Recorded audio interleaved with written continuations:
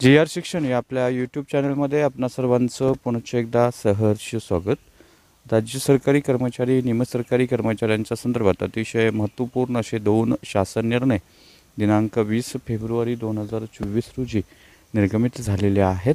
काय आहेत हे शासन निर्णय आणि या शासन निर्णयाचा फायदा राज्यातील कोणत्या विभागातील सरकारी निमसरकारी कंत्राटी कर्मचाऱ्यांना होणार आहे आणि तो कसा होणार आहे या संदर्भातील सविस्तर माहिती देणारा हा व्हिडिओ पाहण्यापूर्वी नेहमीप्रमाणे आपण सर्वांना एकच विनंती, व्हिडिओ शेवटपर्यंत पाहावा आणि आपण जर आमच्या चॅनलवर नवीन असाल तर चॅनलला जरूर सबस्क्राईब करा. समोरील बेल आयकॉनला सुद्धा क्लिक करा जेणेकरून महत्त्वपूर्ण शासन निर्णय कर्मचारी पेन्शनधारकांच्या हिताच्या महत्त्वपूर्ण अपडेट्स आपल्याला आपल्या यूट्यूब चॅनलवरती सर्वात अगोदर पाहावयास मिळतील.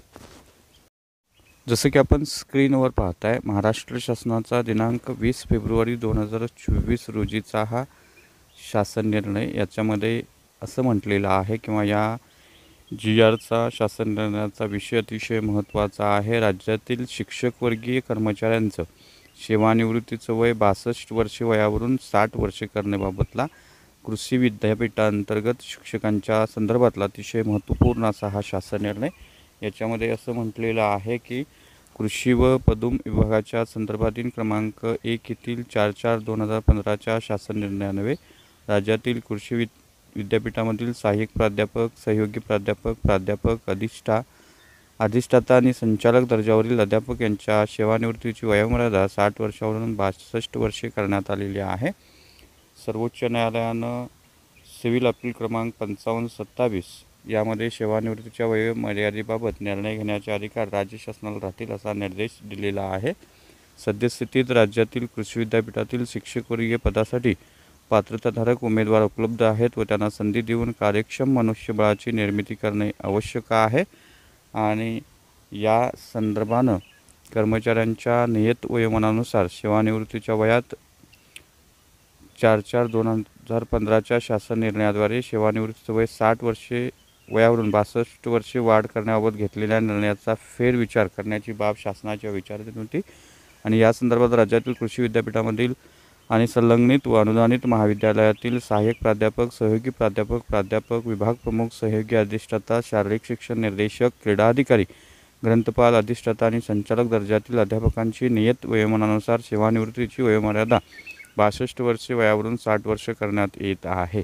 परिणामी असे सर्व अध्यापक कर्मचारी ज्या महिन्यात 60 वर्षाचे होतील त्या महिन्याच्या अखेरच्या दिवशी मध्यान्नोत्तर सेवेतून निवृत्त होतील आणि ज्या अध्यापकीय कर्मचाऱ्यांची जन्मतारीख महिन्याच्या 1 तारखेला असेल ते अध्यापकीय कर्मचारी 60 वर्षे वयाचे होतात मागील महिन्याच्या शेवटच्या दिवशी मध्यान्नोत्तर सेवानिवृत्त होतील आणि या शासन निर्णयास अनुसरून ज्या अध्यापकीय कर्मचाऱ्यांनी सेवानिवृत्तीची वयोमर्यादा 60 वर्षावरून 62 वर्षे केलेल्या निर्णयाचा लाभ घेतलेला आहे असे 60 वर्षावरील अध्यापकीय कर्मचारी वयाची 62 वर्षे पूर्ण होताच सेवानिवृत्त होतील. अशा पद्धतीनं हा शासन निर्णय दिनांक 5/2/2024 रोजीच्या मंत्रिमंडळाच्या बैठकीनुसार निर्गमित करण्यात आलेला आहे. त्यामुळं कर्मचाऱ्यांच्या एका दृष्टीनं सेवानिवृत्तीचं वय 58 वरून 60 वर्ष करण्यासंदर्भातल्या विचाराला या निर्णयामुळं निश्चितच फाटा मिळू शकतो असं आपल्याला म्हणता येईल. त्याचबरोबर हा दुसरा शासन निर्णय म्हणजे राज्यातील मानधनावर कार्यरत असलेल्या कर्मचाऱ्याचा विचार करण्यासाठी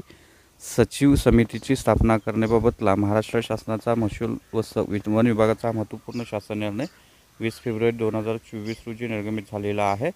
राज्यातील कोतवाल, पोलीस पाटील, आशा वर्कर्स व अंगणवाडी सेविका व अशा मानधनावर कार्यरत असलेल्या अन्य कर्मचाऱ्यांचा एकत्रित विचार करून त्यांना सामाजिक सुरक्षा प्रदान करण्यासाठी एक छत्र योजना तयार करण्याकामी अपर मुख्य सचिव वित्त यांच्या अध्यक्षतेखाली राज्यस्तरीय सचिव समिती गठीत करण्यात आलेली होती आणि सदर शासन निर्णयानुसार उपरोक्त समितीनं आपला अहवाल 1 महिन्यात सादर करावयाचा होता आणि या अनुषंगानं राज्यातील कोतवाल, पोलीस पाटील, आशा वर्कर्स व अंगणवाडी सेविका या व अशा मानधनावर कार्यरत असलेल्या व अन्य कर्मचाऱ्यांच्या सेवाविषयक बाबीवर निर्णय घेण्याच्या अनुषंगानं राज्यस्तरीय सचिव समिती गठीत करण्यात आलेली आहे.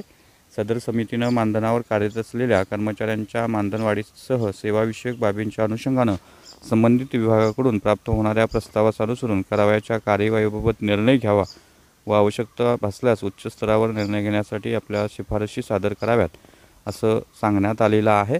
त्यामुळं या 2 महत्त्वपूर्ण शासन निर्णयाचा फायदा तोटा राज्य सरकारी कर्मचाऱ्यांना त्या विभागांतर्गत निगडीत असलेल्या कर्मचाऱ्यांना याचा होणार आहे. तर ही होती अतिशय महत्त्वपूर्ण बातमी. महत्त्वपूर्ण असे 2 शासन निर्णय.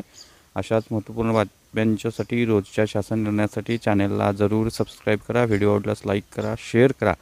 चॅनेलवर नवीन असल्यास कमेंट करा. आपले काही प्रश्न असतात नक्की कमेंट करा. धन्यवाद.